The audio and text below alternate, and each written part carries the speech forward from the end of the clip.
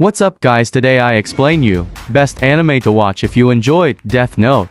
And don't forget to like this video, subscribe this channel, because we are close to hit the 1200 followers and now have fun with the video.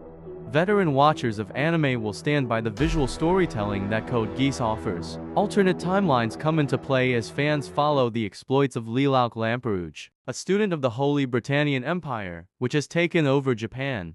Lelouch is handed Geass, also known as the Power of Kings. This power forces anyone who speaks to Lelouch to obey his command, no matter how problematic or silly it may be. This, of course, brings in the issue of life or death. A student who is given a power of this enormity may not have the maturity to wield it properly or wisely. Similar to Death Note, Code Geass is an all-time classic that touches upon themes of power and corruption, although the latter is far more political than the former. Code Geass is also a mecha anime that leans heavily into action, particularly during the second core. While quite different in their execution, the two shows' core power will forever link them.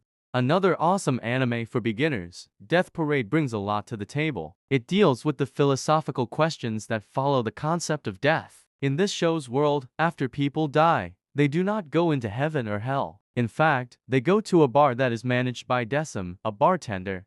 The bar acts as a sort of purgatory as Decim plays against the person or their soul. In a random game, if the person manages to win, they will get reincarnated. However, if the person loses, their soul will head straight to a void of nothingness and cease to exist. This is a fascinating concept, and it's quite intriguing to watch the intricacies of the story play out. With a rotating cast of participants and an episodic feel, Death Parade is only loosely similar to Death Note. However, nearly every episode consists of a life and death struggle between two people who are desperate for salvation, all framed through the guide of games.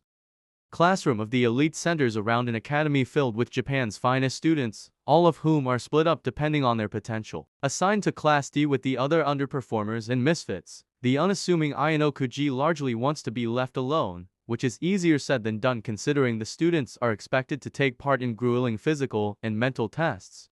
Classroom of the Elite is all about characters trying to outwit each other, while the protagonist pulls the strings from behind the curtain. While the show's mind games are nowhere near as deadly as Light's battles in Death Note, Classroom of the Elite can get quite intense at times, even if sometimes it feels like the characters are making a big deal out of nothing.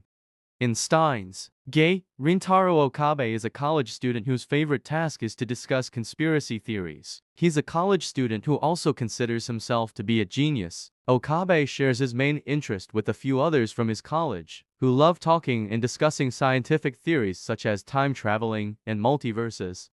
This anime is also quite psychological and philosophical, as it delves deep into the curious nature of human beings and the mysterious state of the universe itself. Watch this one for complex scientific theories and masterful writing. This is a different take on the alien parasite takes over the body trope. Alien parasites do invade the Earth and settle themselves inside the bodies of humans. However, there is one particular alien parasite that didn't quite manage to do its job. It tries to burrow into the head of a student named Shinichi, but is unable to complete the process. It then finds out that its alien comrades hate it and want it killed. The parasite and Shinichi are forced to work together and save themselves from subsequent dangers. Along the way, both learn a little something about life and share their experiences as different beings. There's an almost absurd comedic vibe to this anime, making it worth a watch. This dark and gritty anime is about Emma, an orphan who lives at the Gracefield house. Lady Mary takes care of the children in the house, and all seems to be well. In reality, Lady Mary is responsible for kidnapping these children and selling them to demons who devour them. Similar to Death Note in its approach to the narrative, The Promised Neverland likes to hold its viewers in bated breath. There's very little predictability in how the story pans out, and multiple characters go through extensive arcs. Unfortunately, Season 2 is generally regarded as a downgrade from its fantastic predecessor, but Season 1 is great enough to merit a watch on its own. Psycho Pass talks about a future the year 2113 where the Sibyl system has been set up to find out the probability of people committing crimes. The Psycho Pass itself is the measuring system used for checking the probability. Two enforcers, Akane Tsunemori and Shinya Kugami, work together to track down possible criminals based on the Psycho Pass rating.